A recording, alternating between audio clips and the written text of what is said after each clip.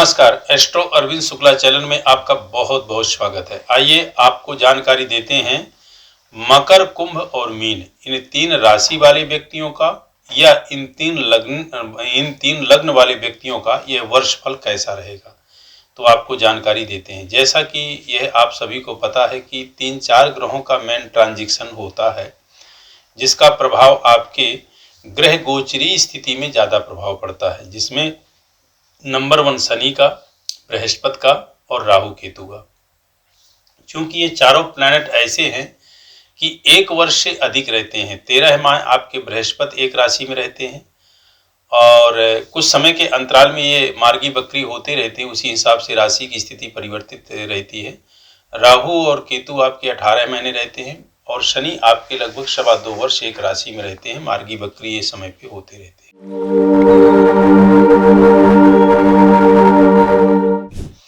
तो जैसे कि आपकी मकर राशि के विषय में जानकारी दे दें कि मकर राशि है आपकी और मकर राशि के जो अधिपति हैं वो शनि हैं और शनि आपके वर्तमान समय में मीन राशि में विचरण कर रहे हैं। बृहस्पति मिथुन में है, सिंह में आपके केतु हैं और कुंभ में आपके जो है राहु है। तो इस तरह से विचरण कर रहे हैं। साल की शुरुआत में उच्च का चंद्रमा है, चतुर्ग्रही योग बना हुआ है धनु राशि पे, जिसमें सूर्य, बुध, मंगल, शुक्र। तो मकर राशि वालों के लिए काफ़ी हद तक अच्छा है, क्योंकि आपकी राशि में किसी प्रकार की ना ढैया है, ना 7.5 है, ना किसी प्रकार का कोई ऐसा प्रभाव है। यह वर्ष आपके लिए लगभग बहुत अच्छा जाएगा। दंपति जो हैं, यानी जिनका दाम्पत्य जीवन है, उनको थोड़ा सा सावधानी बरतनी है। उनके आपसी तालमेल में कुछ कटुता आ सकती है। व्यापारी वर्ग के लिए बहुत अच्छा है, वो चाहे तो कुछ इन्वेस्टमेंट अपना व्यापार में कर सकते हैं। जिनका पशु का व्यापार है उनको थोड़ी सावधानी बरतनी है और जो कृषि के फील्ड में हैं उनको भी थोड़ी सावधानी बरतनी है। जो जिसको कहें कि दवा आदि या आयुर्वेदिक आदि मेडिसिन या दवा के फील्ड में हैं, उनको भी बहुत सावधानी पूर्वक अपने जो है व्यवसाय को चलाना है।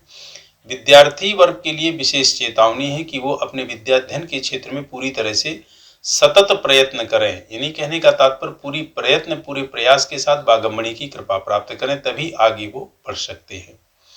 खास करके जो बी फार्मा है, मेडिसिन के क्षेत्र में है, मेडिकल के जो लाइन में है, उनके लिए यह साल जो है बहुत अच्छा कारगर होगा। वो प्रयास थोड़ी अच्छे से करें।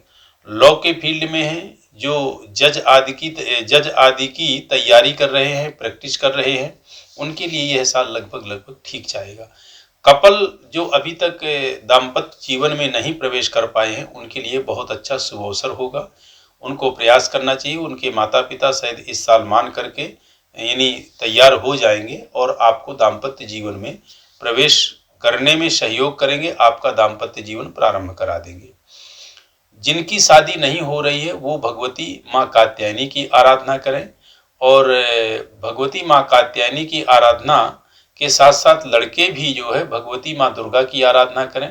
कात्यायनी का मंत्र जैसे आपको पता है, कात्यायनी महामाई महायोगनिधीश्वरी नंदगोप सुतम देही पति में कुरुते नमः। और पत्नी प्राप्ति का जैसे विशिष्ट मंत्र है, लड़कों के लिए है पत्नी मनोरमाम देही मनोवृत्तानुसारिणीम तारिणीम दुर्ग संसार सागरस्य कुलोद्भवम। इस मंत्र का जाप करें और खास करके सभी के लिए है, व्यापारिक वर्ग के लिए और जो गवर्नमेंट जॉब में है या जो प्राइवेट जॉब में है, अपने वरिष्ठ अधिकारी से तालमेल अपनी आप अच्छी बना के चलें। स्थानांतरण की स्थिति कुछ बन रही है।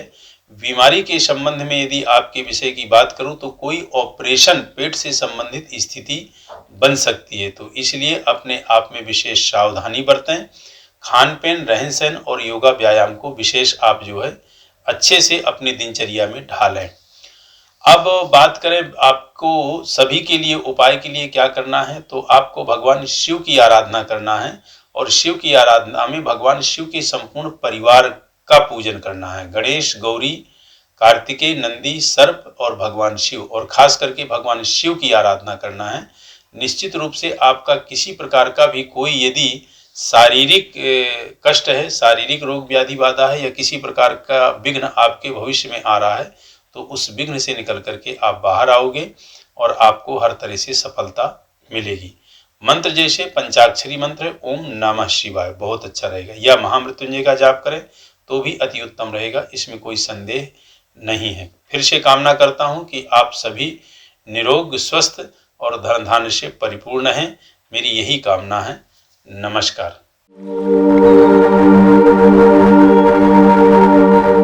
आइए बात करते हैं कुंभ राशि के विषय में, अर्थात काल पुरुष की ये जो राशि है कुंभ राशि 11वें नंबर की राशि है। और कुंभ को क्या कहते हैं? कुंभ माने घड़ा होता है, जैसे घड़ा होता है, भरा होता है, और जब पल्लव आदि ऊपर से लगा देते हैं तो हरा होता है।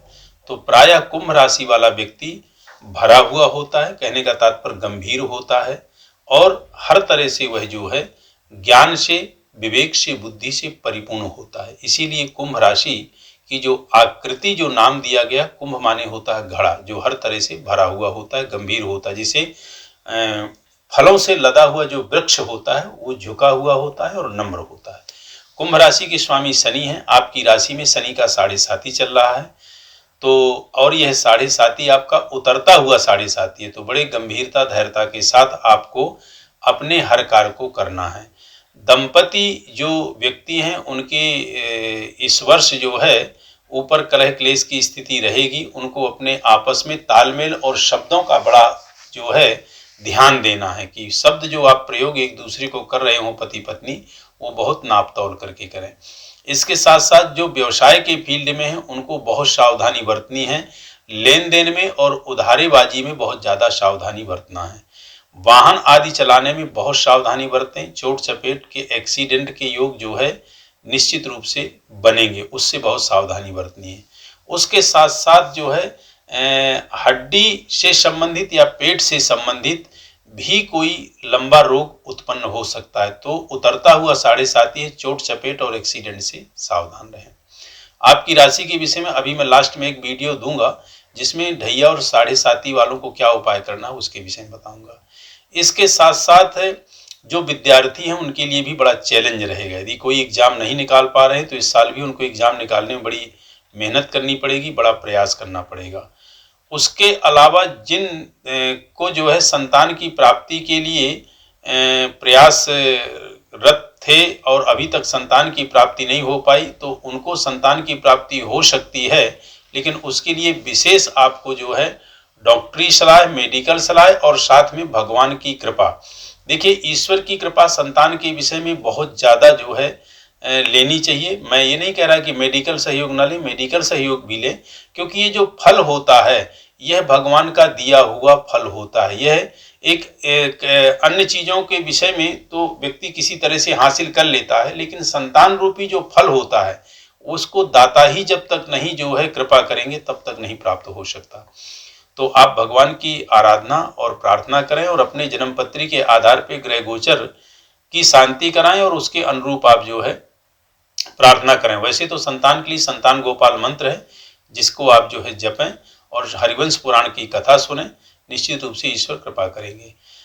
यहाँ पे मैं उन व्यक्तियों को विशेष कहना चाहूँगा कि जो लॉयर की फील्ड में हैं, जो लॉ कर रहे हैं, या जो कॉम्पिटिटिव एग्जाम में हैं, या जो व्यापारी व्यवसाय की फील्ड में हैं, या उसके साथ साथ जो मशीनरी कार्य कर रहे हैं, या जो आईटी की फील्ड में हैं, या जो बी फार्मा में हैं, या मेडिसिन लाइन में जो दवा आदि के फील्ड में हैं, उन सभी के लिए यह शनि कुछ ना कुछ दे के जाएगा, क्योंकि उतरता हुआ है।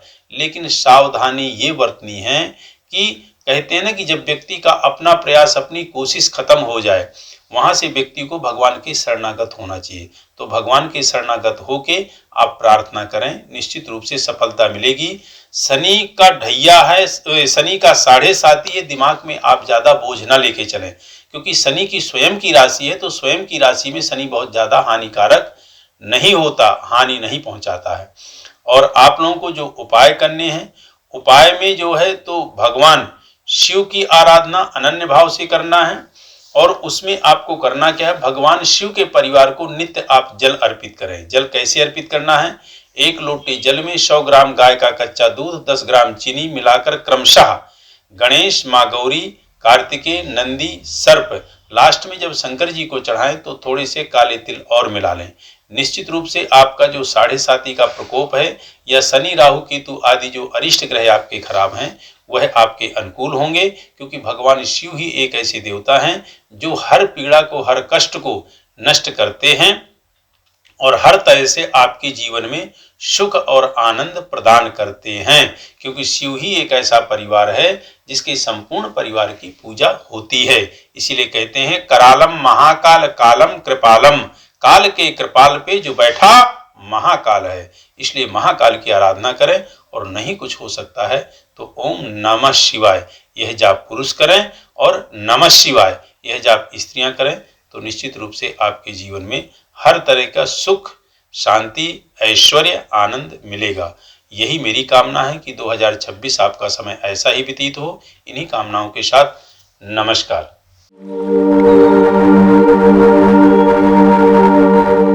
आइए अब काल पुरुष की अंतिम राशि यानी मीन राशि के विषय में आपको जानकारी देते हैं कि 2026 मीन राशि वाले व्यक्तियों का यह समय कैसा व्यतीत होगा।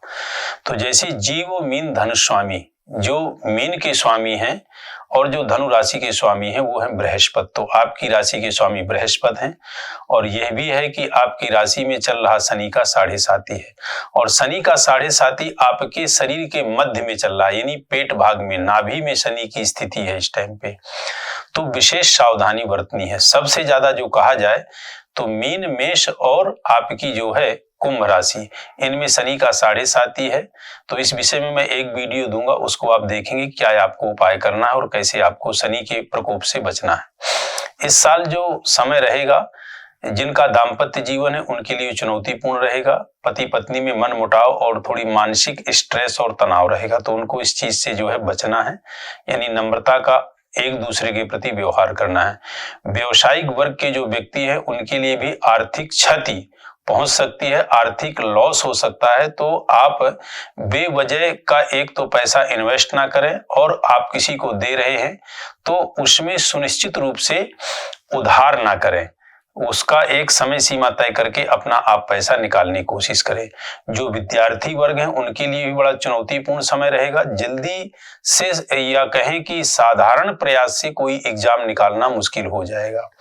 उसके साथ साथ जो दवा के फील्ड में है या जो आयुर्वेद या जिसको कहें कि मेडिसिन के फील्ड में हैं उनके लिए भी बड़ा चैलेंज पूर्ण समय रहेगा, क्योंकि शनि इस राशि में 7.5 पे है। जो लॉ के फील्ड में है, जो जज आदि के फील्ड में है, उनके लिए भी चैलेंज पूर्ण रहेगा। खास करके अध्यात्म के फील्ड में और धार्मिक के क्षेत्र में यह आपका साल थोड़ा अच्छा जाएगा, क्योंकि बृहस्पति की कृपा रहेगी। बृहस्पति जो है उच्च का रहेगा जब, तो थोड़ा विशेष जो है अध्यात्म के फील्ड में मानसिकता बनेगी।